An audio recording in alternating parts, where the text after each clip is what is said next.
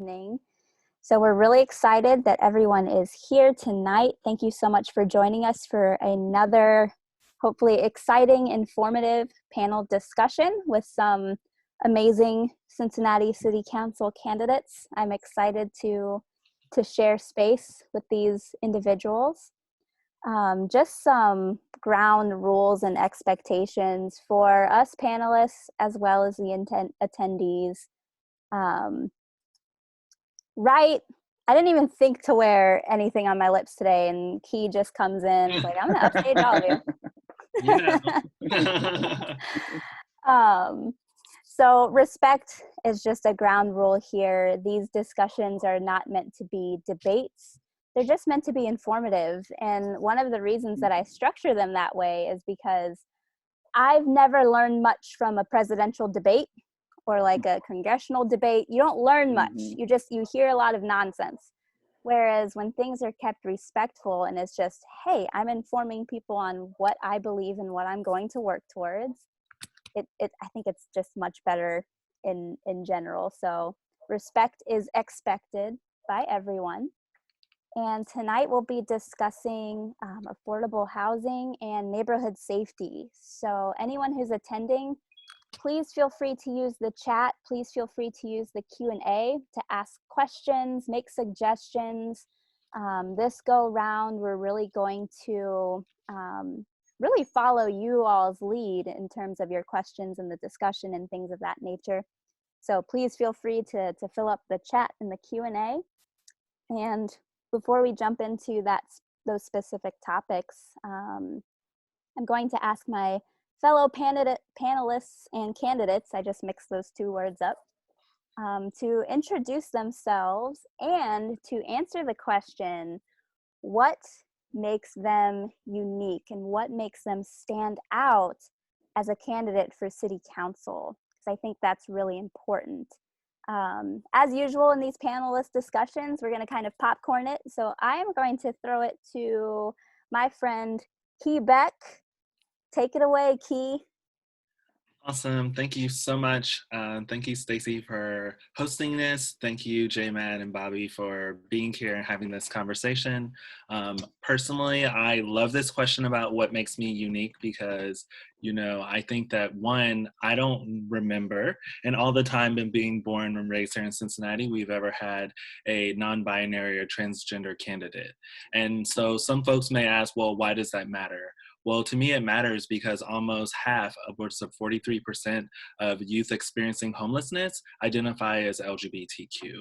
And so for me, I can't have a conversation about homelessness and affordable housing without having conversations around LGBTQ identities. And the same can be said for participation in this city, such as sports. We're having a conversation right now on whether transgender athletes can participate. And as a student athlete, I know how important participating in athletics can be. It can build character and teamwork. And then finally, I think one of the things that make me unique is I kind of bring a voice that we often don't hear from. I myself was raised by a single parent in poverty. I was one of those young students who had the option to go to a private school due to vouchers. So I understand what it's like to be in a place where it isn't really a comfortable environment, but I want advocacy and representation. And so I hope to bring these experiences as well as my experience that I had in graduate school during my graduate program as the vice president of the Graduate Student Association. So I have some parliamentary practice as well. And I hope to bring all of these skills and bring a new voice to City Hall, a voice that we aren't usually hearing. And do I have to pass it? Yeah, go ahead and pass the ball onward. I always pick who's next to me. So Bobby, I'm gonna pass it to you. Thank you, Keith. So I think one of the things that makes me unique is where I was born. I was actually born just up the river in a little town called Pittsburgh, Pennsylvania. So I am not a native Cincinnatian. I moved down here after graduation. So I attended Miami University. I got a bachelor's degree in political science. While I was on campus, I was a student organizer. I served on the executive board of the College Democrats chapter there. I participated in a bunch of state and local races.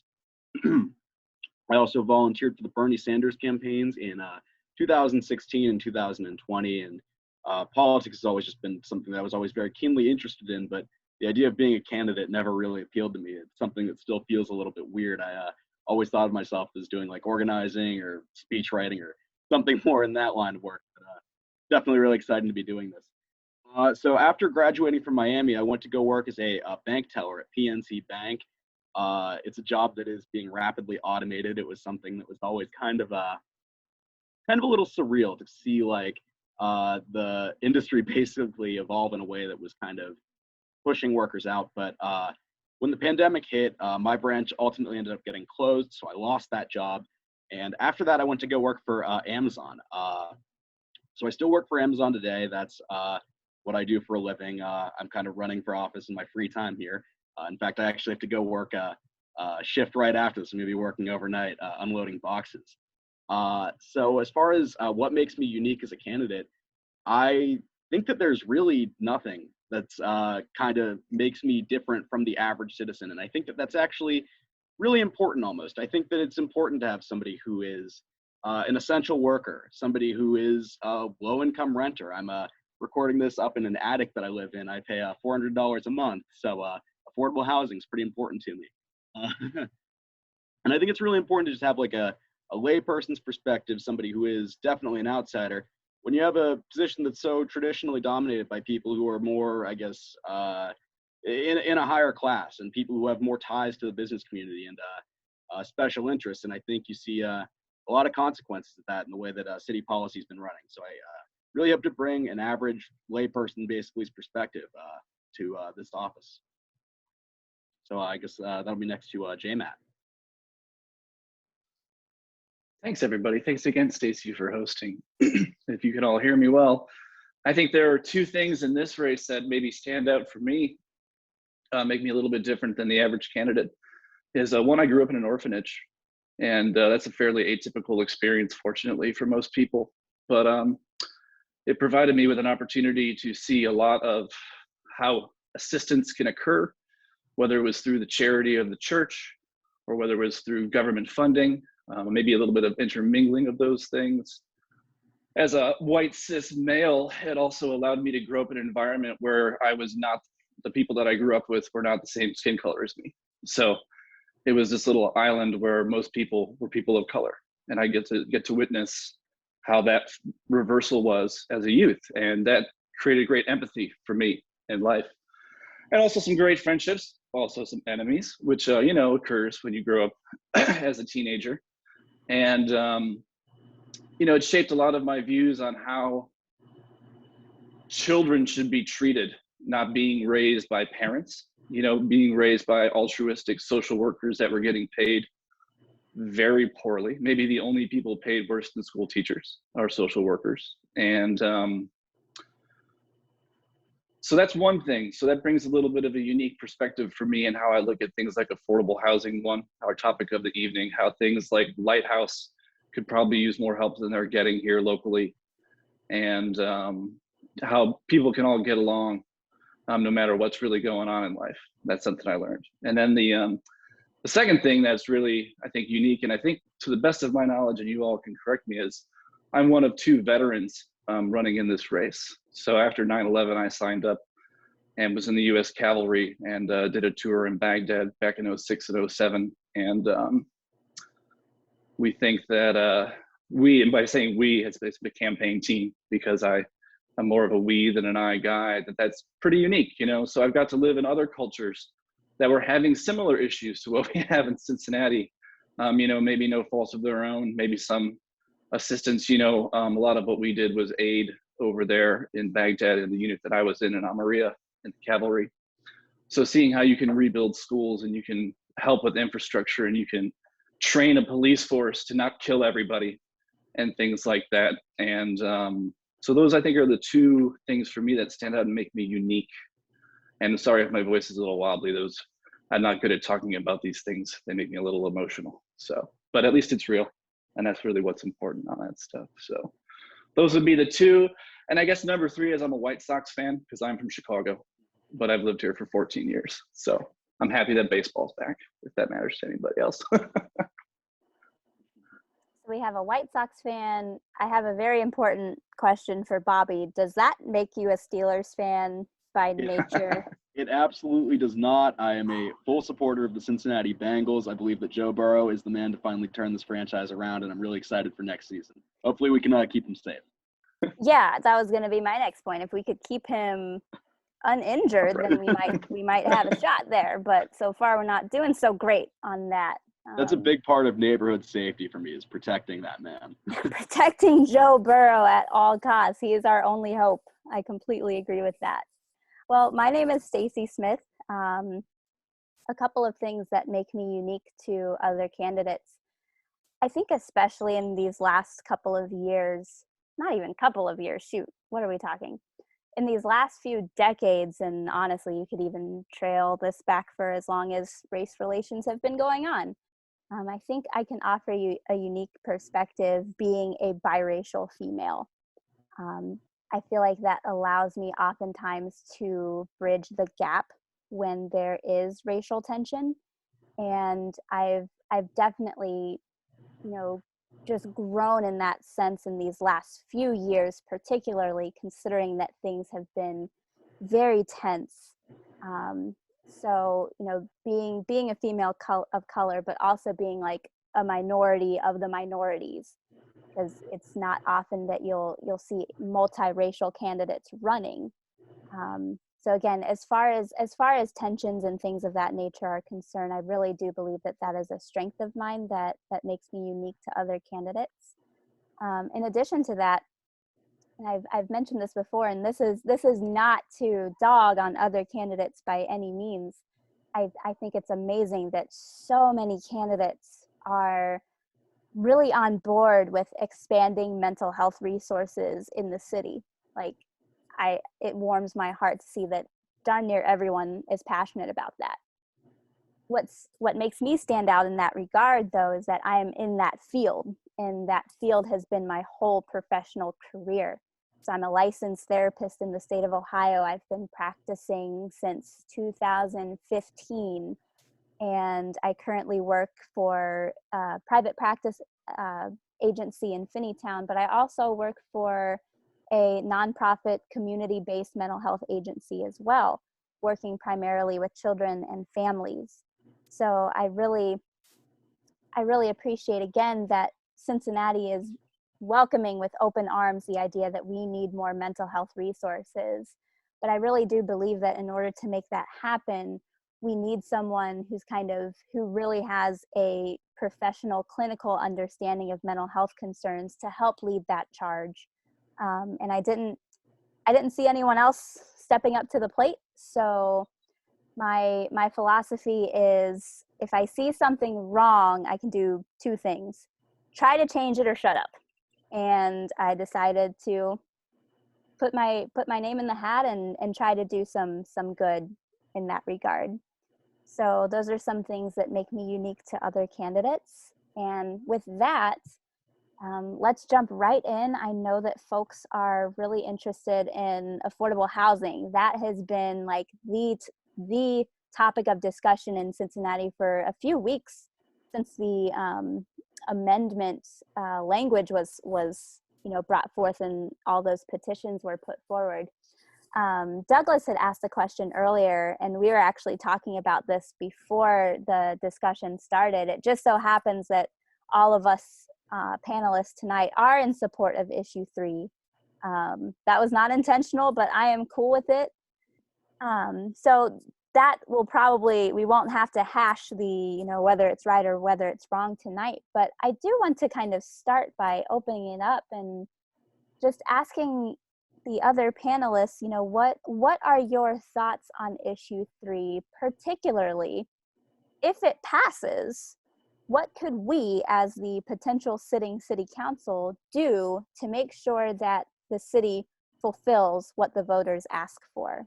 So any thoughts or ideas there? I'd love to learn from you. I'll get off to a start here. Yeah, so when issue 3 passes, I'll say, I think it really has a lot of good support, and I think a lot of people are realizing that it's in their best interest regardless of where they come from on the socioeconomic ladder. It really benefits everybody. And I think that as when all four of us are sitting on council with a past issue 3, we're going to have an opportunity to work for a more integrated trust fund for affordable housing. And we can work towards getting community and corporate matches that will match up and double or possibly triple our $50 million a year. And I know 50 million sounds like a really big number. I've never personally seen $50 million, although I have seen a tank, and that's like maybe in that range. But essentially, if you're talking about the overall budget, it's less than 5%. You know, we're going to give that much to the Reds and to the Bengals, and hopefully Mr. Burrow can stay upright, and it's a worthy payment to be made. But yeah, I think realistically, you know, if the council's on board and they're moving in the direction, they can get other people involved to work about growing that fund. You know, 50 million is the basement. It's not even the floor, right? It's where just the bare minimum needs to be to move upward for affordable housing, which will help eliminate real estate bubbles, which will make houses in Indian Hill even less expensive. Not that necessarily that's who we're talking about in affordable housing, but it will trickle up and down the whole scale because there will be more affordable housing, which will create less demand. I mean, I've heard numbers, you all tell me what numbers you've heard. I've heard between 20 and 40,000 units short. And that's not normal. And that's a failure of our predecessors that, you know, is something that we'll have to deal with. But you all can talk on the subject and I'll chime in. I don't want to be loquacious and wordy and talk the whole time. Yeah, I can kind of pick up there because one thing that I think is really important for the next council coming on to lead this discussion, like you said, once issue 3 passes, love your optimism there, is making sure that the funding comes from the right places. I saw some of the scare tactics that have been used by some of the current members of council. I really strongly disagree with. They're saying that this plan has to be funded by 50% cuts to every department under the sun, basically eliminating all public services. And I don't think that that's necessarily how things have to be. I think most of this money should really be coming from the police. I think that the police budget is really bloated and it's causing a whole bunch of other problems that I'm sure we'll talk about later in the neighborhood safety segment. But I think that the initial plan that was released by, and again, I can't remember which current member of council this was, but it had like an 8% cut to the police. And I mean, really, I think we need something a lot more aggressive than that. And I think that it should probably, all of that money should really be used to going to fund affordable housing, getting that 50 million where it needs to go. But I also think we can do other ways of raising revenue to just generally make sure we have more money for the city, because it's always something that you hear, we don't have enough money for X social program. X social program is getting cut. And we do see a lot of problems around Cincinnati. We have a lot of programs that are deeply underfunded, a lot of infrastructure that's falling apart, and that's both physical and social infrastructure. And we really need to be allocating our money a lot more wisely in that regard. But yeah, we could also be raising money from some of the developers. We could be imposing things like vacancy taxes, so that when developers come into an area and build housing that is far too expensive for anyone who lives in that area, and the units just sit vacant, developers should be charged for that. And that money can be used to going towards funding, yeah, that housing and all of those other programs as well. So it really is making sure that the money's coming from the right place. I think is going to be a huge task for all of us, like you said, when we're on council and when issue 3 passes. So I guess I'll hop in here. That was an Easter fitting joke, I guess. Hop on in here. So I wholeheartedly support issue 3. I even made a graphic saying I support issue 3. One thing I want to be very clear about is they gave multiple options within the ballot initiative of ways to fund it. And so kind of like Bobby pointed out, the current scare tactics that they are using is not appropriate at all. Neither are, memos that basically try to scare people into not supporting this amendment. And so as someone who lives in Over the Rhine, who sees a lot of development, many of which the community is against, but it happens without us, I want to be very clear that the first thing that I'm kind of thinking about is looking at affordable housing, but looking at affordable housing, focusing on low income 0 to 30 AMI based on the city's AMI. Because oftentimes we think about that 30 to 60, but what we really need to be focusing on is that 0 to 30. And I actually support priority designation for developments that focus on low income and affordable housing. I think that if our city wants to make that a priority, we can do that. And then a portion of those new developments, we can literally require that they will need to be affordable housing. Now, there are other different agreements that we have to like review in order to make this happen. But I say that we, recommend that at least 25% specifically be for 0 to 30 AMI, and I would support that as a council member. Also, I think for me, anything that is over 60 AMI is like not really affordable, if I want to be clear. And so I support forms of inclusionary zoning. I think that it's important that we say, hey, if you want to come into Over Orion, if the majority of folks here are making $15,000 or less, then we should be providing a portion of the housing for them. I'm so frustrated when I see so many of these developments come, kind of like Bobby was saying, they come and then no one who lives in the neighborhood can even afford it. We just talked about, we haven't talked about here, but we were just talking about in our neighborhood, Elm and Liberty, where they were selling like for a studio or one bedroom, it was upwards of like $2K. And no one here can really afford that in this neighborhood that are longtime residents that have been here 30 years before folks even thought Over the Rhine was the cool place to settle. And so I really support making sure that our matriarchs and patriarchs who've been here since the beginning stay. And we can see that happening in South Cumminsville. There are residents who have been there through the bubble and we're not taking care of those folks. And for me, that should be what our focus is, to make an economically viable city. I really appreciate that you kind of broke down the numbers that you would support. And like, as I've been kind of thinking of things too, I think right in that sweet spot is kind of where I landed along with you, Key, is that 25%. So if a developer wants to come in and make, high-end, nicer apartments or just apartments in general, that's fine. 25% of these minimum need to be accessible to individuals in the city who need them. And I think I am not a numbers person by any means. I will be the first to admit math is not my strong point.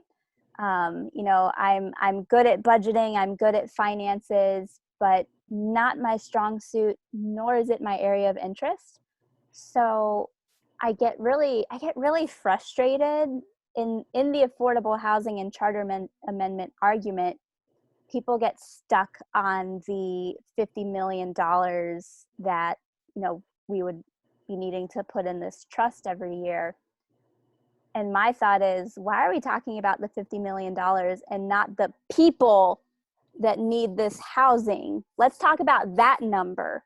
Let's not focus on the 50 million, like that will come. Let's talk about how many people we need to house and house appropriately and affordably in this city, instead of focusing on money, money, money. Because where on earth has that gotten us in our city? That's gotten us a stadium that no one really asked for. It got us, that also drained our rainy day fund, which does not make any sense to me.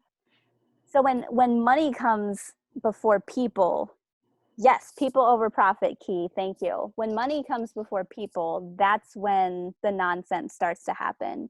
And I think even on a individual level, that's when we start to see the corruption. I mean, the bribes, the suspected bribes, all of that is when we lose sight of what we as a council would need to take care of, and that is our people.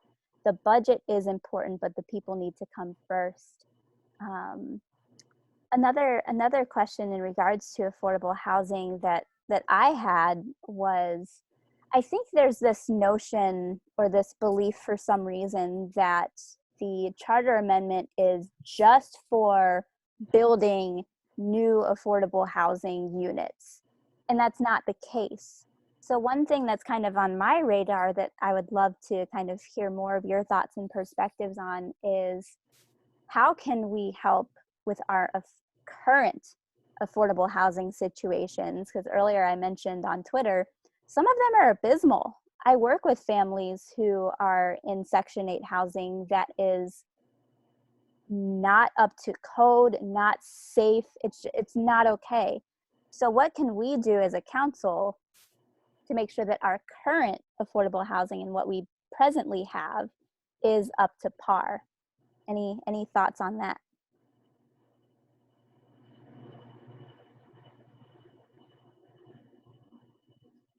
I do. I have thoughts again. Please share. The floor is yours. Yeah. So when you're talking about these things, you're talking about a period of time that the Section 8 and or other types of subsidized housing are attached to a property or an address. You can work with with HUD. Essentially, that would be the number one partner to work with. And what you can do is you can shorten these times, and you can have like a diminishing return for landlords on it if they're not passing inspections. Upside, you'll have inspections, you will find out where these trouble properties are, they can lose their status and then therefore no longer be profitable for landlords. Downside is you need to fund a little bit and help HUD out to make sure there are inspectors and people that can go around and take a look at people's homes. Also, you're talking about people's homes, and that can always be a little tricky if you're inviting people in that maybe they aren't trusted. So I think there's something to be discussed there, is how do you build some trust with inspectors from the government that are coming into your home to tell you you're not living well. That's an extremely delicate conversation. But I think that really realistically, taking away the benefit or the profitability is the number one way to make change, because a lot of these landlords don't even live locally. They live all over the country, and they're just a file folder somewhere in Hamilton County, if that. They're in Indianapolis or Virginia or something like that. So they don't really care about the human element so much as being land speculators. In a modern sense, that's through apartment buildings as opposed to vast swaths of land. So those are my thoughts, because I think it's a major issue.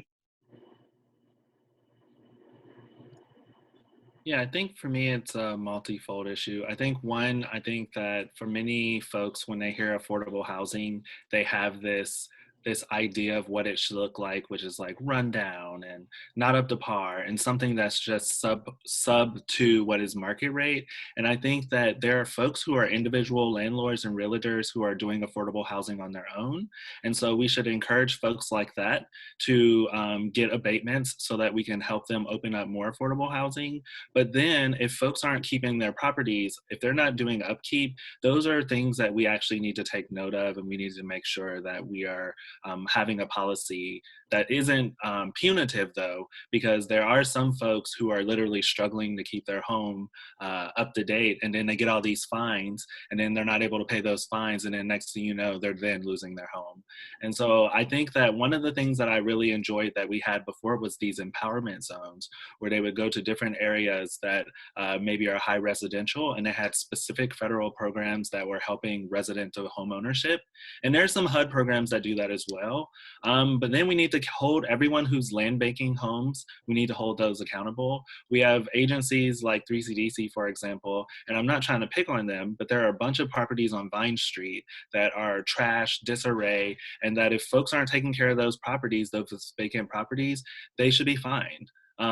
This shouldn't be something that we should be using to just price people out, but it is something that we should be using to hold folks accountable if they are not keeping the upkeep of their homes. Because if you don't have a safe and affordable home to live in, then all the other parts of your life, it's harder to keep those balls or keep those things productively working towards. And so affordable homes, safe homes, are literally essential to living. And so we as City Council can do our part to make sure that folks are safe.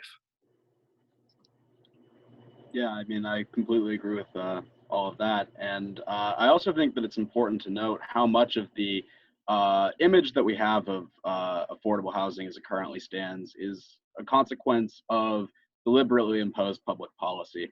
A lot of these public housing projects that were built in the middle of the 20th century were neglected, basically, and were allowed to be starved off of any funding and resources.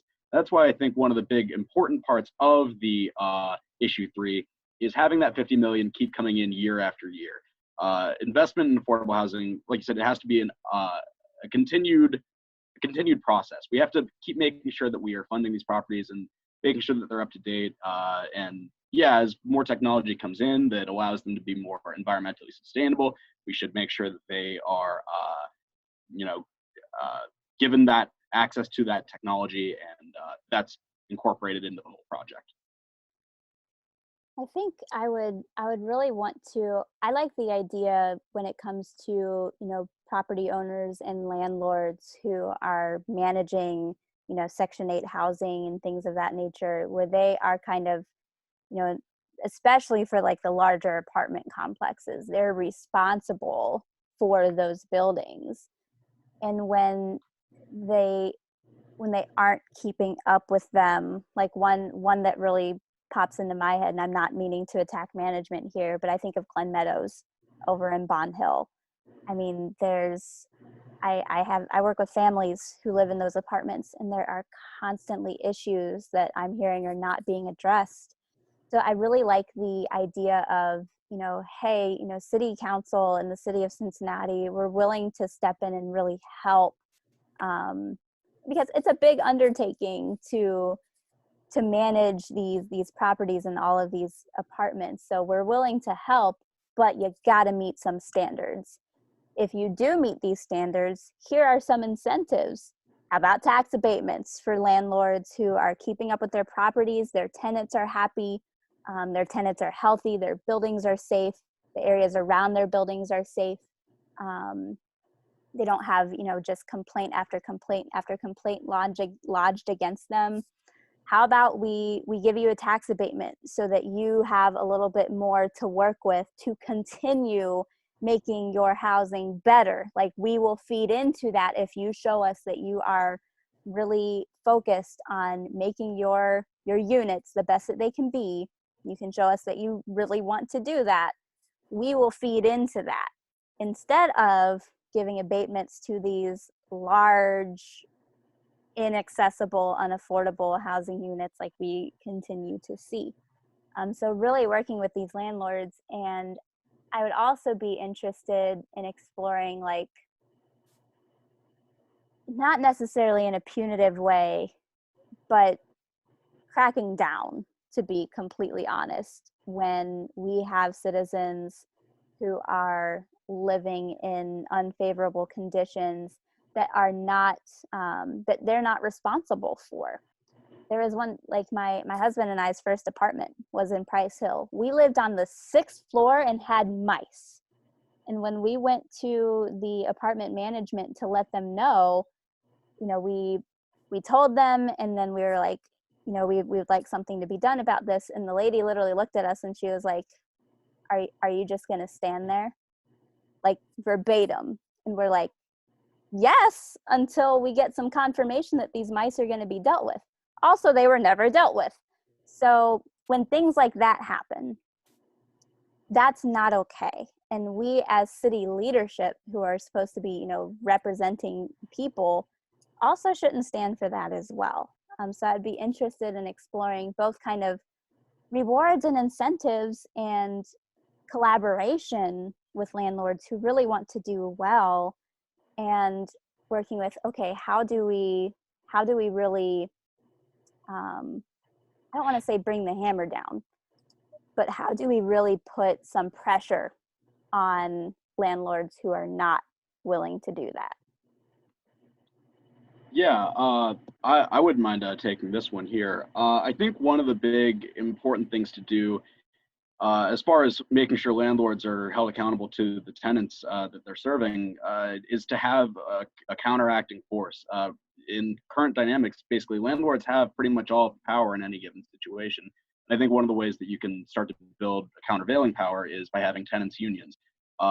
Having tenants who are able to come together and advocate for whatever issue they're having, like you said, whether it's mice in the building or other unsafe, unhealthy living conditions, the tenants would be able to kind of come together and say, we will not give you our rent, you will not get your money until these issues are taken care of, until you have addressed our concerns, until you have made sure that our housing situation is actually livable. And I think that, yeah, it's going to be really, really difficult to get any kind of concessions or improve the situation in any way unless you have some kind of collective power. That's something that I'd never really considered, is, you know, pushing for tenants unions. That's a very interesting idea. And Key, I saw actually, J Matt, I saw both of your heads kind of go like, oh yeah. So I'm imagining you had a thought there. Yeah, I was just gonna say that some of the good work that the Homeless Coalition has done is create tenant associations in places where developers have literally either priced folks out, or maybe they have refused to, you know, upkeep apartments. And so I really wholeheartedly believe that, you know, supporting tenants association is good. But I also would be, as a city council member, I think it's important for us to look at where development is happening and who it's happening with, meaning that, you know, there are specific areas that developers target. It's almost predatory development, where they go into some of the usually lower income Black neighborhoods. They do a development and then they don't upkeep that neighborhood, right? And so they think that it's easy to kind of make a quick buck. And so we need to kind of do a crackdown on slumlords. Like you, I've lived places where literally they've had rats, roaches, and everything else. And when you make a complaint, they're like, well, what do you want me to do? Like, you're living in Winton Terrace, or you're living in Carthage, or you're living in wherever it is. And that is not okay. Like, there is no part of the city that we should accept that people should have subpar living. And so activating tenant unions, associations is really good, but also as a city, we need to figure out ways to crack down on those slumlords who are literally predatory developing. And I think this is probably just more my leadership approach and just my nature in general.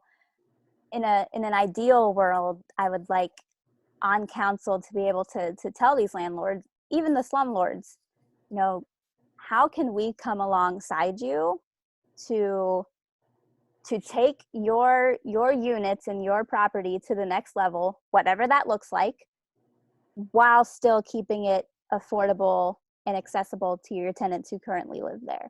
So I'm a big fan of how can we as a council and as city leadership come alongside you, whether that's helping connect you with other agencies across the city that help with this sort of thing, or offering incentives, like what can we do to help this situation. So just really taking a collaborative approach with the landlords who are willing to do so.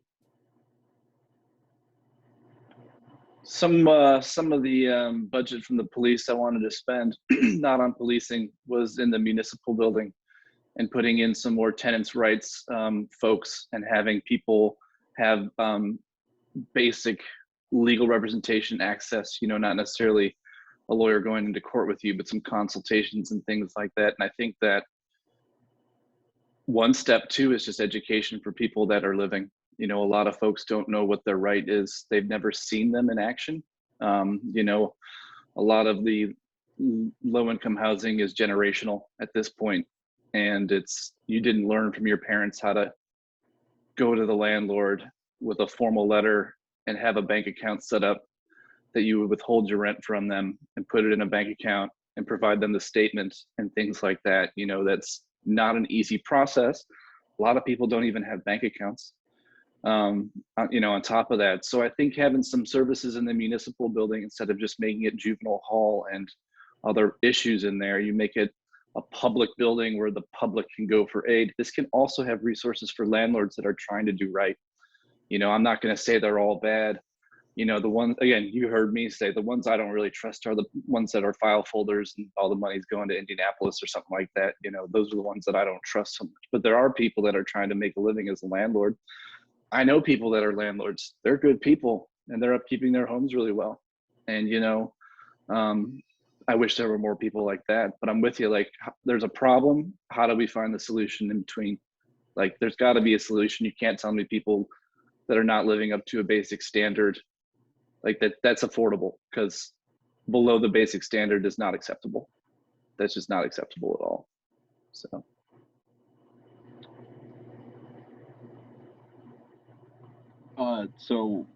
One thing that I kind of wanted to jump in and I guess express my viewpoint on, I think that it's almost less an issue of trying to find a solution that works for both landlords and tenants. I think that right now what we have is a situation where all of the current housing policies basically not taking into consideration at all an interest in driving down rents. I think that really that's almost just completely left off the table.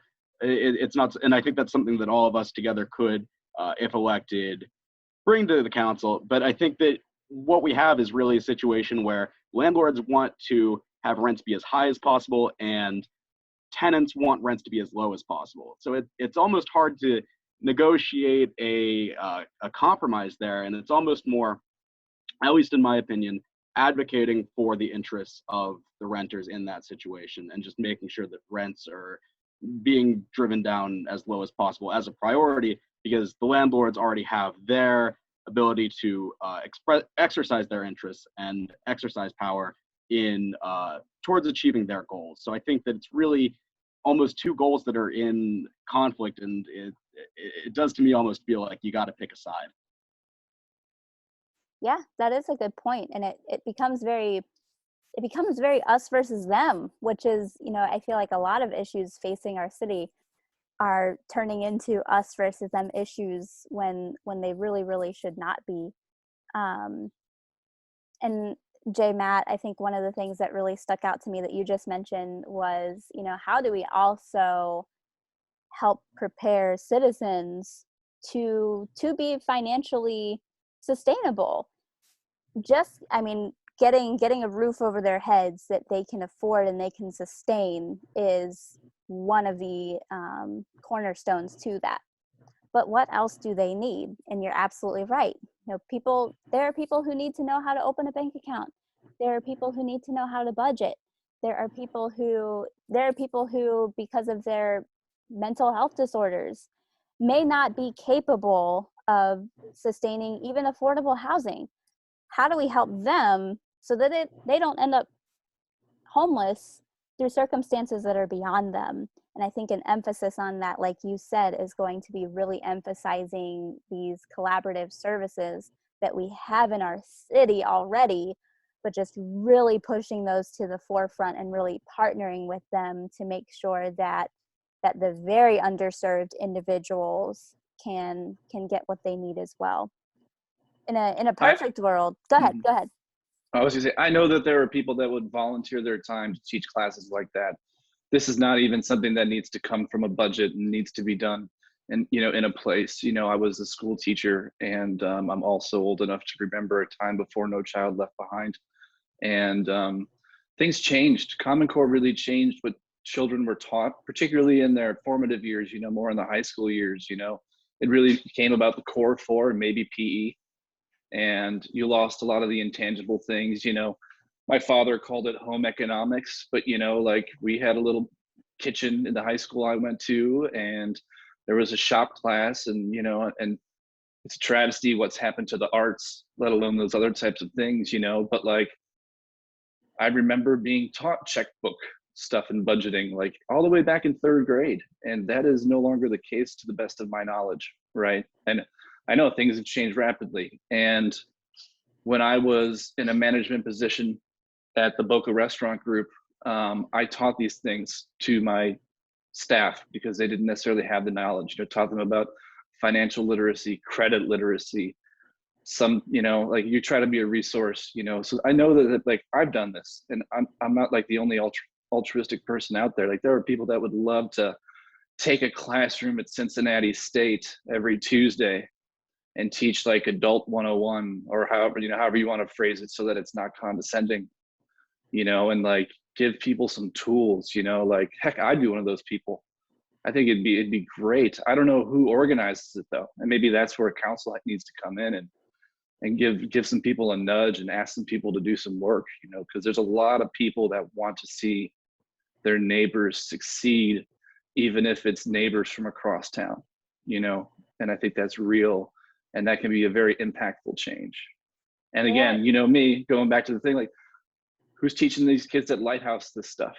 Because they're not getting it from parents. Social workers might be overwhelmed with paperwork, like that. There are people that need to handle these things. And I think, well, you finished my thought for me. I think you're about to say. This is very kind of what I call perfect world thinking, or like if I had my way thinking. There is a perfectly good college campus being completely unused in Price Hill with the closure of Cincinnati Christian University. 2 dorms that were recently renovated and multiple buildings equipped with classrooms. Currently, Cincinnati Police Department is using some of CCU's campus for, I think, K-9 unit training. And they're good buildings for that. I think they do like active shooter drills or things like that. But I'm like, okay, you have these 2 perfectly good dorm buildings. In one building, you could house at-risk youth or dropouts. In the other, you could house either homeless or people who are just recently released from being incarcerated. Make sure they have food, shelter over their heads, all that good stuff. They have community, all that good stuff. In the other buildings where the classrooms are, you teach the classes that you were just talking about, J. Matt. So you teach financing. You also teach vocations. Okay, let's do car repair. Let's do vet. Let's do pre-nursing. Let's do pre-education. Let's get some vocations, or even here's how to work in a restaurant. Here's how to be employable. You know, these basic things that, you know, again, it breaks my heart that there's this perfectly good campus sitting vacant that we could be using to invest in our people. And I'm completely stealing this from mayoral candidate Gavi, 100% stealing this from him. But he and I were talking, and one of the things that he mentioned is, you know, if you get people housed and you get people educated and you meet their basic needs, they become employable. When they're employable, they can make a living for themselves. And not only that, they help grow business too. So affordable housing is a win-win. And I'll end my comment on this point. I think a lot of people are, when they're talking about the 50 million number, I think they get held up on that because there is, you know, that is expected to grow over the years. But I really do believe that if we address this issue and really get on top of it in the next 5-10 years, we may not have to put 50 million of the city's budget towards this anymore because it has been handled. So this is not a forever Cincinnati issue if it's handled correctly.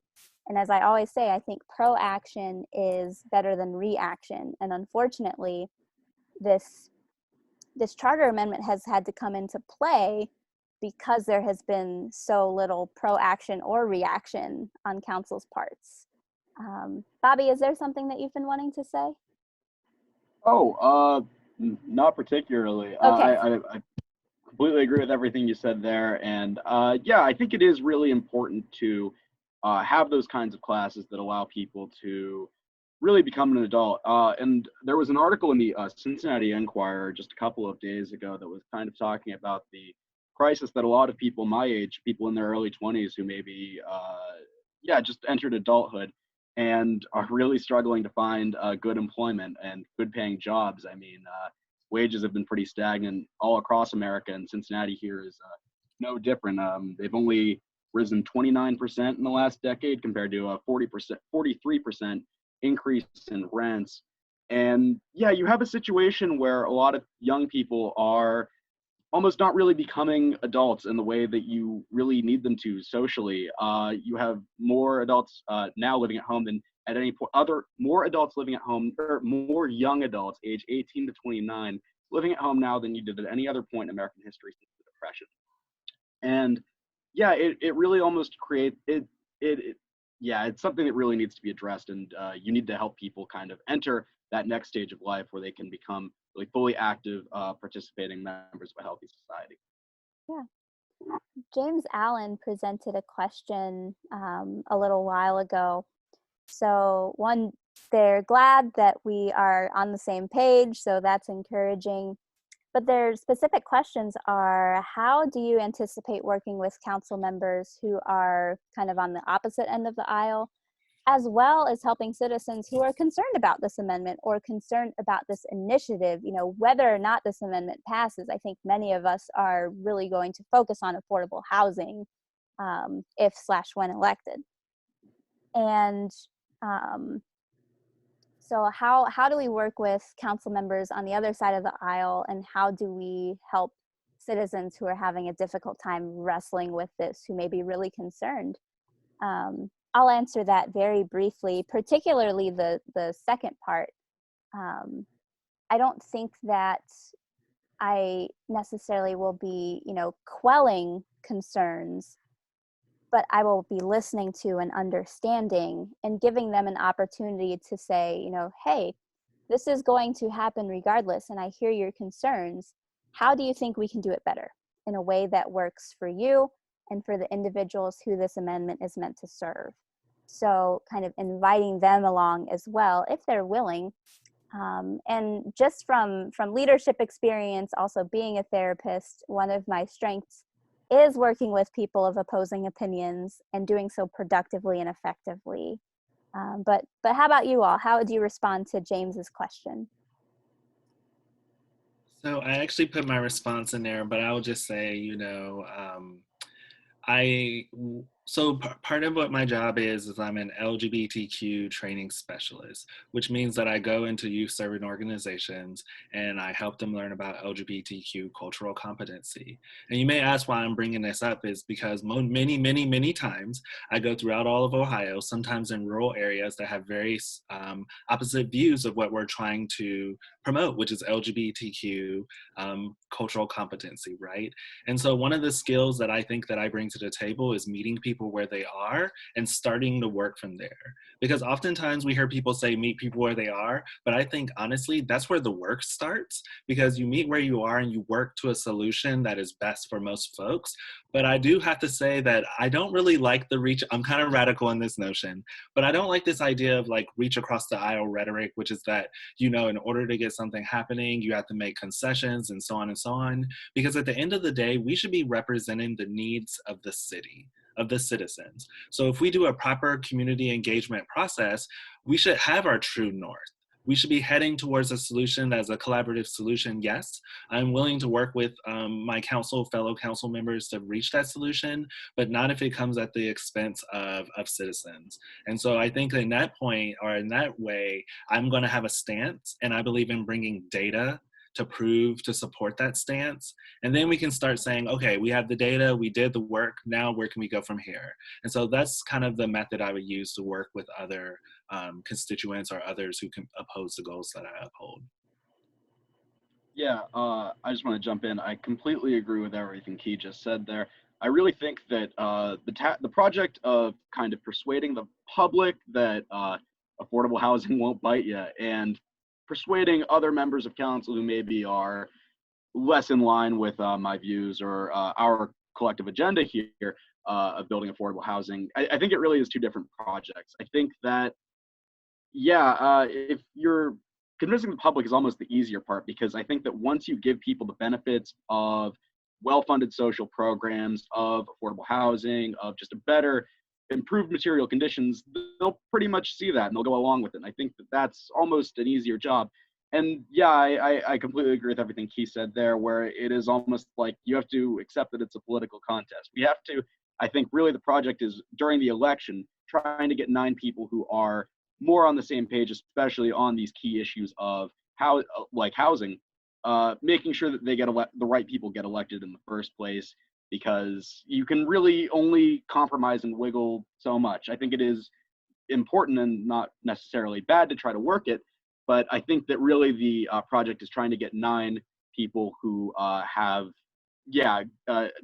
are generally going to be pursuing the same agenda on the council.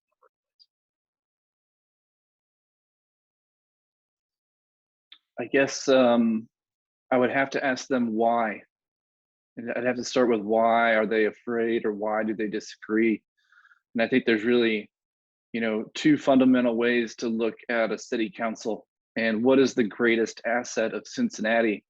Is it the people, which is where I stand, and I believe all of the panelists this evening stand, or is it something else, whether that is, the economy or something like that, right? So if someone stands on the side of economy and I stand on the side of people, we're diametrically opposed. I don't know that I'll ever be able to work with them. I mean, I can show them respect and be decent to them. And then maybe the pragmatist in me makes me want to win and get things that will help the people. Like he is saying, he's working for the citizens, right? Like that to me is the win. So I guess the why would be very instrumental to me in how I would approach it. Maybe that's what Stacey's saying too with her leadership, is like, or Key is saying where you meet people, is why are you afraid? Is it because you've been fed misinformation? Because I can give you good information, right? Good data. Have you no opinion except for what your parents told you? Like that's a real thing, you know? Like there's all kinds of reasons. Do you think that the company is more important than the people that work there? That's enough. You know, these are all just different whys, and there's just different roads and different paths to have discussions. And some of these things might not be one discussion. It might be over a 2-year term, or a re-election in a 4-year term where you just talk to this person about these similar issues for years and years, you know. And it's like, it doesn't all need to be vitriol and fire and brimstone. It could be, you know, like, oh, I see your point. I completely disagree with it, but I see it. And, you know, after years and years of respect and looking at things, you know, maybe some empathy creeps in and they kind of maybe shift to neutral, right? And maybe their base doesn't allow them to vote or to act in a manner with which their new conscience has, you know. So those are always things to consider in politics, unfortunately. Less so, I think, in city council than other positions of authority. But yeah, so for me, it's about the why. It'd be very case by case. You know, some people need a nudge, some people need a complete demolition and building up from scratch. Right on. Well, with that, with our remaining half hour, let's jump to neighborhood safety, because that is really important to our city as well. I don't think there's any questions on this topic at the moment. So I'm just going to leave it open to panelists. I guess I'll ask, what are some neighborhood safety concerns that you feel are important to address?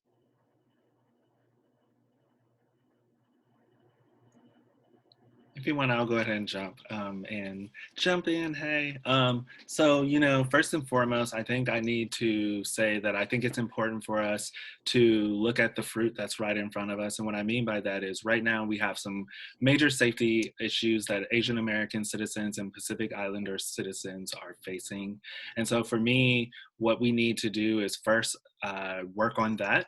I think oftentimes Asian American and Pacific Islanders are not really talked about when we talk about this racial equity conversation.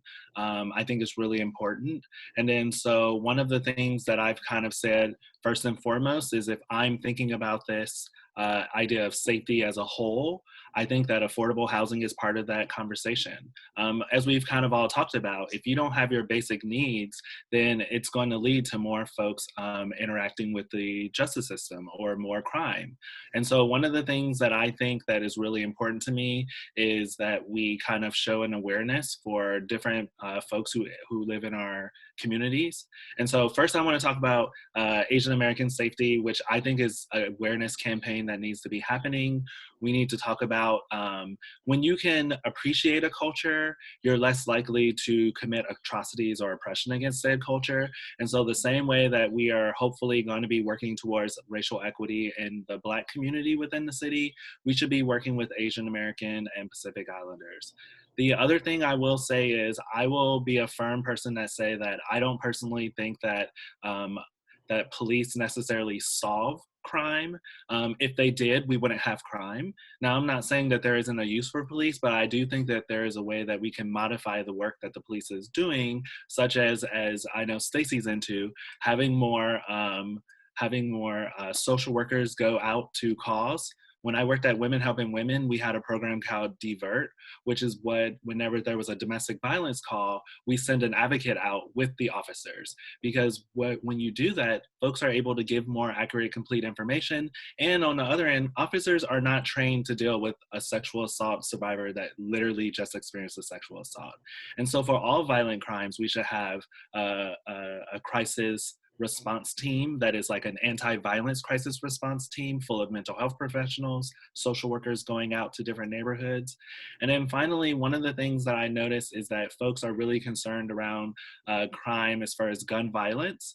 And one of the things that I've learned around gun violence is you don't solve gun violence by sticking police cars that are empty to scare folks away, or to have lights, or to fix windows, not that broken window theory. It actually needs to have structural changes, right? So not only are we thinking about working on livable wages and housing and jobs, but also we need to work on community policing, in the sense of police are going out meeting folks within the community. We also need to think about not criminalizing homelessness, not criminalizing addiction.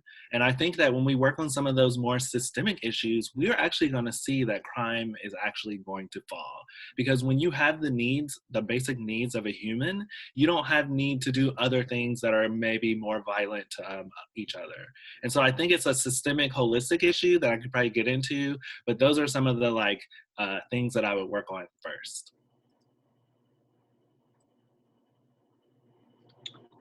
I can go next here. I agree so much with the decriminalization statements you just made. They are near and dear to my heart, and I would add mental health to that list as well. I think there's a lot of things in mental health that are handled inappropriately by police, and the default is jail. And that's not the kind of help people need. And I'm sure Stacey can speak to that more. Jail is also traumatizing, so it definitely does not help. Right. Yeah. I mean, yeah, that's horrible. And I think for me, and I've lived, and this is something I've been told is fairly unique, but I've lived in a lot of neighborhoods in my 14 years in Cincinnati. I first moved to the Gaslight, which a lot of people refer to as Clifton. I lived in East Walnut Hills, over the Rhine, the Central Business District. Now I live in Hyde Park. And at various points, with the exception of Hyde Park, my mother-in-law was always afraid to visit me, which I didn't understand. And it's harder for me to understand. And maybe it's because of my personal experience being a 6 foot tall white man who's a veteran. And I kind of have a different type of awareness around me and things like that. And I'm not concerned about walking around at night as much as maybe a lot of other folks would be. But I think that a lot of the violence that I have experienced, whether it was people being shot a block or two or right downstairs from my apartment, it was usually drug violence or gang violence related to drugs. And I think that you can very easily decriminalize and or legalize a lot of things. So if we're talking about decriminalizing addiction, you can treat addiction like a disease and not like a crime. And you can evaporate a black market that creates these cabals and these turf wars. So that's one thing that I think can be done very easily.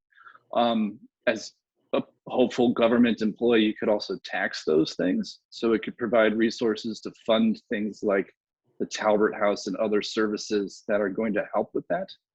And realistically, if you want to look at kind of a microcosmic, multi-decade case study, you can look at Portugal, which legalized 100% of drugs back in the early 90s and now has the least drug problems in all of Europe. So there's something to be said about that. Now, we're not Portugal, although I hear Lisbon is a beautiful river city also. But there's some things we can take away from that. So that would be something that I would really focus on as far as neighborhood safety, if you're talking about people. I do believe in it's good to have better bike lanes, like better markings on the streets. You know, these things are more about car accidents and pedestrians and cyclists, but that to me kind of falls under the umbrella of safety as well. And being a salesman who drives around all day, I know a lot of places in Cincinnati where a few dollars of paint could really save some intense kind of conversations people are having with each other on the roads, usually with hands wildly flailing. And I think that overall stress level coming down and just those types of accidents coming down, it's not as challenging as maybe we all think it is. There are cities that are smaller and larger that let computers do a lot of the heavy lifting on that stuff for them. And I'm sure our civil engineers would love the assistance and love to be everybody's favorite government official after the water people, because we all like a nice glass of water. Hydro homies. Yeah, so I'll go ahead now and give my little spiel about neighborhood safety. And I think that when we're talking about public policy related to neighborhood safety, one of the biggest things we have to be looking at is how neighborhood safety is currently being handled by the police. And I'm of the opinion that it's completely reprehensible. I'm very much against the way that policing has been handled, both in Cincinnati and in America more generally, pretty much for the last couple hundred years. I think it's all been pretty bad. I think that racism has been really inextricable from policing, the policing that we've seen. Just a couple of statistics I have jotted down here. In Cincinnati here, Black Cincinnatians are stopped 58% more than white Cincinnatians. Black Cincinnatians are 8 times more likely to be arrested for marijuana possession. 75% of all uses of force in 2020 were used against Black people. And if you read some of the survey responses that were submitted by police officers through the survey from the collaborative agreement, a lot of the comments showed that they really don't take issues of race and police abuse very seriously. There were a lot of very flippant responses and a lot of responses that I think were frankly racist. And yeah, I think we really need to start looking at ways that we can reform that. And I think a lot of that is, like you were saying, J-Matt, drug decriminalization and not criminalizing addiction, not criminalizing homelessness, those kinds of matters. And I think that Cincinnati is kind of thought of as being a model city because of all the reforms that we had after 2001. And I think that we really need to make sure that we keep progressing forward with the reform. Cincinnati needs to continue to be a model for criminal justice reform and fair policing and making sure that citizens aren't being harassed and abused by the police in the way that we've seen so common in America. I mean, I don't have a lot of local statistics on mass incarceration, but in Ohio, we have 679 out of every 100,000 people is incarcerated in Ohio, compared to only 114 out of 100,000 in Canada. So mass incarceration really continues to be a consequence of the really messed up police situation that we have here. And even beyond the instances of mass incarceration, you have instances where police just kind of stop and harass and abuse regular people on the street, people who have done nothing wrong. There was the case of just a couple of months ago, Brandon Davis, an autistic man who was walking in the park late at night, who was stopped by the police, questioned and beaten and tased, and he did nothing wrong. He had no contraband on him. He had not engaged in any criminal activity, and the police had absolutely no reason to suspect him of any of those things other than being a Black man walking home late at night.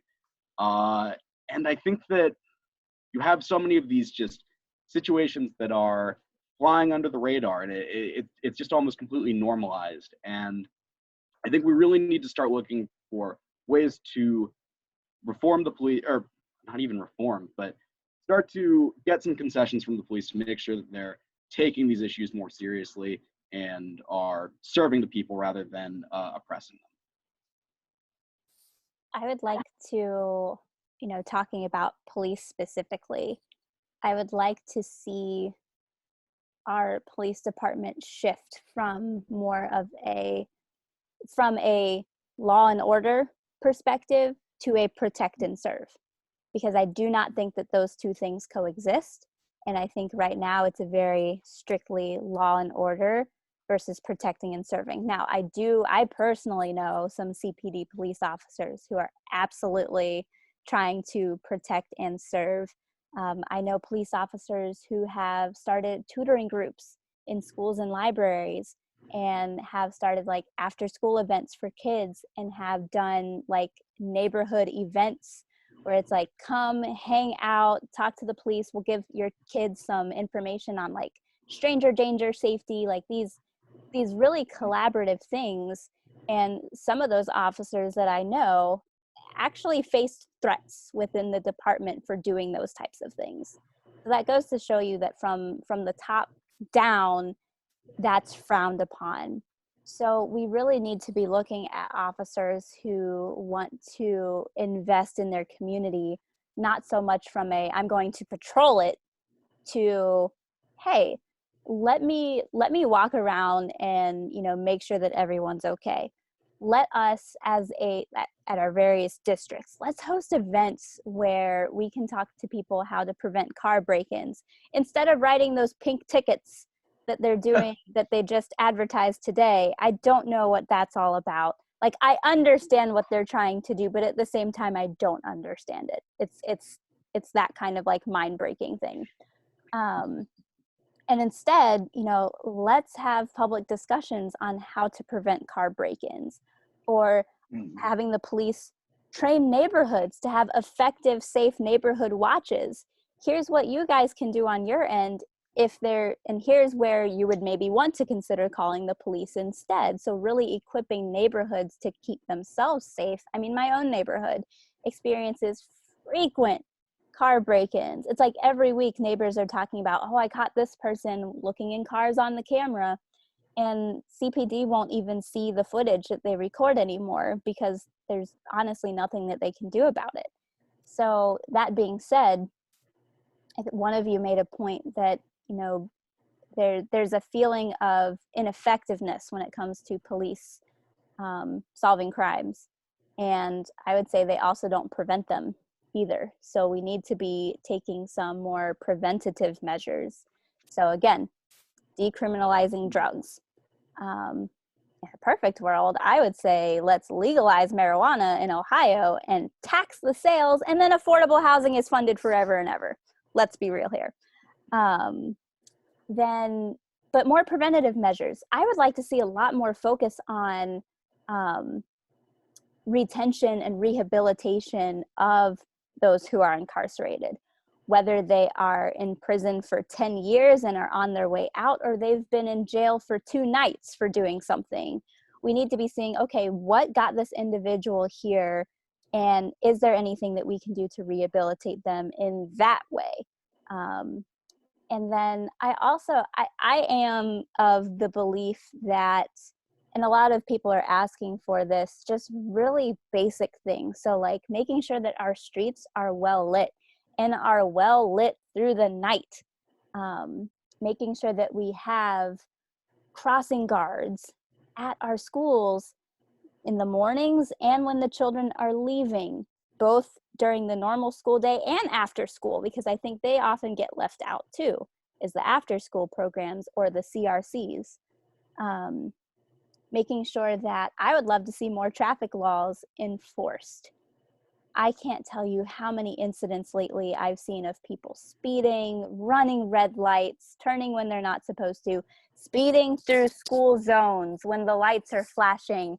Nothing will make my blood boil more, because a couple of years ago, one of the parents that I work with got hit by a car that was speeding through the school zone despite the fact that those yellow lights were flashing.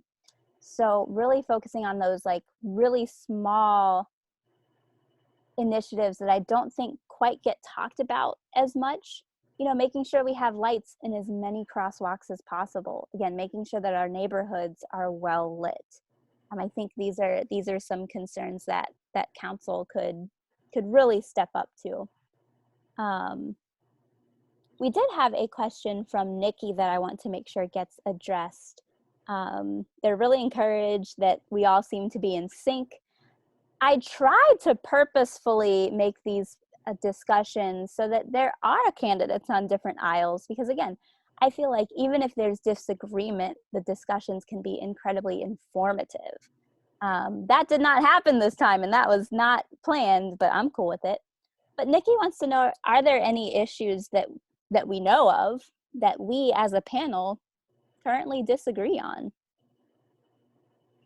So I'm going to jump in. Yeah, I disagree with a lot of what you all said. No, I'm always fun. I speak with my face. So if you elect me in city council meetings, you'll see it all. Don't worry. I think, so if I want to be one of those people, there are a couple things that I think I kind of agree, but not really agree. And I don't think they're horrible things. But one of those things is I think that because as a marginalized Black person, I realize that systemic racism is real. And because of that, I don't necessarily think that financial literacy programs are necessarily going to raise people out of poverty. And I don't think that's what you all were implying either. So let me be very clear. And I'm not like pro-police, even though it came off that way. And I don't think anyone on that panel is. But what I'm trying to point out is, even though we agree on many issues, I think maybe there are nuances where maybe we bring our own skills to the table, or nuances where we're like, well, yeah, I support that everyone should be financially literate because I have cousins that cannot write a check. So do they need to know how to write a check? Yes, because we are not going to be taking cash too much longer, right? I know, sad thought. But I do feel that, you know, as long as systemic racism exists, it won't matter if you have job training. It won't matter if you know how to write a check. People still aren't going to hire you, because we know that when two of the same applications are submitted, if a Black name is on one and a white sounding name is on another, they're just not going to hire the Black name. And there's data there. And so I think it's things like that that maybe like nuances. Like, I don't believe that streetlights, and you know, Stacey, you know, I support you and fully support you, but I don't think streetlights is going to stop crime. I think crimes of opportunity happen because crimes of opportunity. I think the second most number of crimes that happen are crimes of passion. And so like, if we don't treat people or teach people about healthy relationships, then a lot of those domestic violence, sexual assault, all those kind of crimes are still going to happen, right? Or if we don't have sensible gun legislation, gun violence is going to happen. And so even though some of the things that I am putting forth as a solution probably will just be a drop in the bucket, I do feel that, you know, some of the things that I don't agree with 100%, maybe like 85%, usually it's because there's a racial equity lens on there that I'm like, but even if we did this may not solve the problem. And so what I really appreciate, and what I do agree, because see, I'm going to end on what I do agree. What I do agree with Bobby around is that there's been a history of police. Literally, the beginning of the police were slave catchers, and we need to acknowledge that. And so the system from the very beginning was flawed. And so anyone who trusts in the system wholeheartedly, I'm probably going to disagree with them. And so I don't think that many of us feels that the police are 100%, but I think some of us trust the police even less, you know, that 20, 10, maybe 5%. And that's not saying that there are bad officers, because I have family members who are officers who are great people, but they are part of a system that if they are not able to change that system, they are just acting within that system that they can't change. And so if police officers don't take internal reports seriously, if police officers don't highlight Black, queer, LGBTQ folks into higher paid positions and management positions, then we're never going to have a solution to many of these problems we listed. Yeah, and I think an important thing to note too is, especially because like we anticipate hopefully sitting on council together, we also have to learn how to, I don't think we have to learn, I think we demonstrate this very well, but we have to demonstrate how to differ and how to disagree and still be productive for the city. And I think that can be hard, because a lot of times it can, I imagine being on council, it can be very easy to be like, well, wait a second, this is what I think the city needs. It's like if Key and I were on council together and I'm saying, I think the city needs more streetlights. And Key's like, no, let me educate you on why this is not the most helpful thing that we can do. Then for me to have an open mind and be like, okay, wait a second, am I thinking about what Stacey wants the city to have, or am I thinking about what the city needs to have? And being able to have those back and forth discussions and learn from each other. One of my biggest philosophies is that rarely will you ever change someone's opinion. I typically try not to get in back and forth, especially social media discussions, because you can't change someone's opinion. That's going to be very hard to do, not accomplished on social media. But you can plant a seed, and you can take a seed as well. Okay, let me take some of what you're saying right now and chew on it. Maybe this will inspire some different thoughts in me. Let me also give you a seed of what I'm talking about. If you're open-minded, maybe this will give you an opportunity to think a little bit differently as well. So that will be my approach when it comes to differing opinions on council, which is for sure going to happen. Bobby or Jay, Matt, did you want to share any thoughts in that regard? Yeah, I think I pretty much agree with everything you're really saying. I think a lot of it is important to definitely have good personal working relationships with everybody, and I think it's a really great thing that yeah, emphasizing the idea of having people who can maybe disagree on a lot of tactics, maybe, but agree broadly on issues. And I think that even when you have disagreements on certain issues, you can have agreements on other issues. There's a current member of council. We were talking about this before we started recording. Current member of council, Steve Gooden, is somebody who I don't necessarily agree with on most issues, I would say. But he recently introduced a proposal, or is planning to introduce a proposal. It seems like it's in the really early stages, but that would make it illegal to solicit campaign contributions from real estate developers. And even though he's somebody who I don't necessarily agree with on a lot of issues, that's something I could absolutely hop on board with and would love to see pass. So I think it's a lot picking spots, really, and making sure you're working together with people on issues that you agree on, and then having those very productive kind of I guess, back and forths about tactics and the most optimal way to pursue an agenda among people that you agree with. I like the nuanced statement that Key made. There's, I think what you saw this evening in our conversation was that we all prioritize affordable housing, and we all believe in neighborhood safety. So our whys are aligned, but I do think that I heard very different positions on how to get it done, and that I think is where we differ most. And I'm sure if you wanted to check out everybody's websites, I'm sure we can throw that in the chat or something for you. But like a lot of the progressive candidates you're going to find, and there's a lot of us running in this election, are going to have similar whys. And then it's about trying to find the 9 people that you feel like align with your why and your maybe how to, or whom you trust the most, those things. You got to make your own decisions on that. I know that I'm struggling because as I'm campaigning, I continue to meet great people, and I'm going, oh my goodness, I thought this was going to be really cut and dry. And then I meet someone else who's wonderful. And it's a really good problem to have in Cincinnati, that there are a lot of people that are active and running right now. But this group, I think the 4 of us, our whys align. And it's in the details and how we want to do it. That being said, because our whys align, I think we're very open, as Stacey would put it, to like, I'll try Bobby's way. Let's give that a go. He's got a very articulate plan. Let's give it a try. It aligns with my why. It's the people that the why doesn't align that'll be the greater issue. So that's what I would say we disagree on, is the details and not so much the larger scope, larger issues.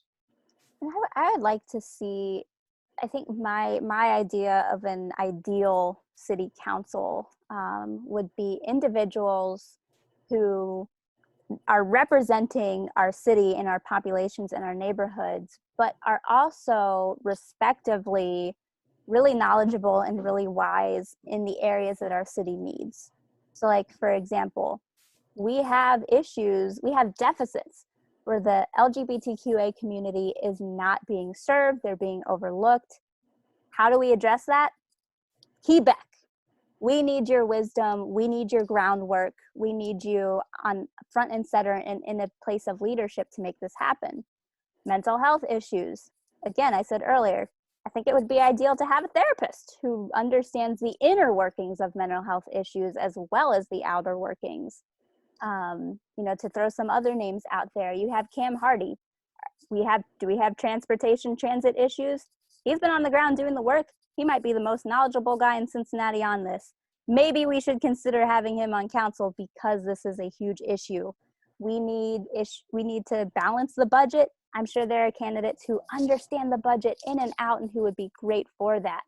So if we have a council of candidates, or a council who is comprised of individuals who are very knowledgeable and wise in their areas, I don't think there's going to be a whole lot of clashing necessarily, because I don't know about everyone else, but I am perfectly willing to be like, this is not my area of expertise. I'm going to defer to your judgment and support you because you know more about this than I do. Am I going to present some like, hey, let's think about it this way, or have you thought about this? Well, what about this? I'll definitely do that. But at the end of the day, if this is not in my wheelhouse, I'm going to defer to someone who has much more knowledge and wisdom in that regard. We have just a couple of minutes left, so candidates, I would love to give you just a minute or two each. Just give any final parting thoughts, whatever it is that you would like to end the night with.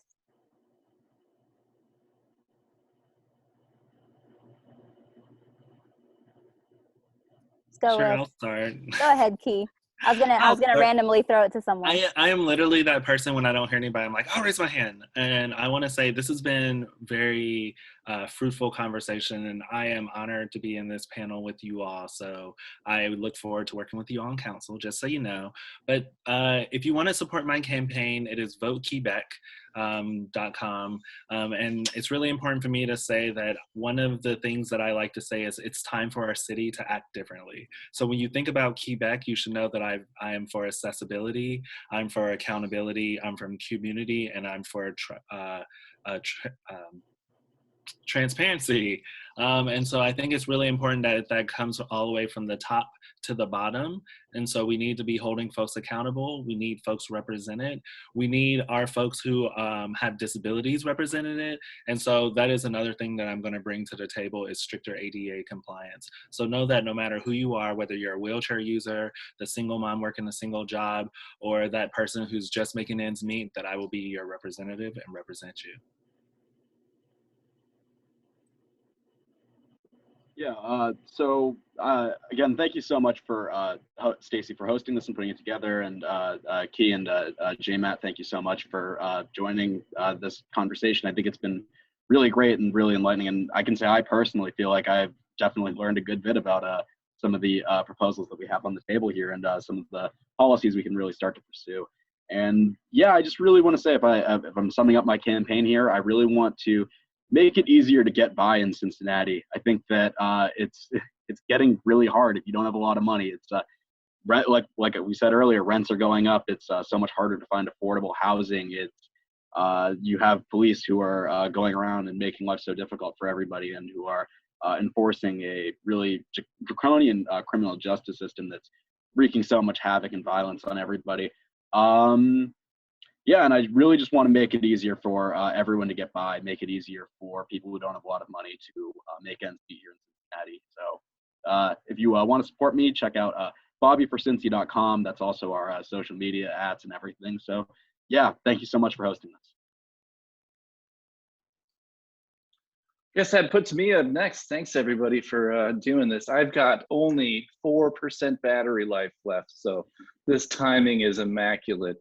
I had a great time. I started off a little emotional and nervous and kind of got comfortable and drank a glass of water with you all, and that's an important thing for me to do. And you know, if you're looking for somebody, if you want somebody who has unique life perspectives, you can always check out my bio at jmattnichols.com and look and see those things. But growing up in an orphanage, being a veteran, being a former school teacher, being a salesperson and a business owner, you know, father. I married up. Dr. Nichols is, she's great. Hopefully you'll get to see her someday. And yeah, that would be why you should come and check us out. It's wonderful. I'm so happy we did this. And thank you all as well. I try to host these once a month. I think during the summer and leading up to the election, I may try to bump that up to twice a month, because this is just really important to voters, to really hear perspectives and to hear from the candidates more than just like tweets and websites. I mean, all of those are well and good, but to really sit down and have a long discussion about the issues, I think is just really, really informative. So there will be more, and you know, as your campaigns progress, you will be invited to be panelists in the future. As far as my campaign goes, if you believe that Cincinnati needs to elevate mental health concerns, to consider that as a basic service that the city should be stepping up to provide more of, then vote for Stacey Smith, because that's my main plan to make that happen. My main plan is to make that happen, is what I meant to say. And in addition to that, in order to do that, we also have to make sure that people's basic needs are being met. It makes no sense to treat mental illness if people don't have food, shelter, jobs. It really does no good. It ends up like you just hit a wall. So if we can't really make progress mental health wise, if we're not also meeting people's basic needs. So that's what I'm all about. If you're in support of that, visit my campaign website, staceysmithccc.wordpress.com, or just reach out to me on Twitter or Facebook, Stacey Smith CCC, Stacey with an E. But thank you to the panelists. Thank you so much for attending. It's been great hanging out with each and every one of you. And now you know for next time, this is a very relaxed, comfortable setting. Even when there is disagreement, it's still relaxed and comfortable, and you're here to state your opinion. That's all. No pressure. Now, panelists, you are free to go. I'm going to go ahead and stop recording.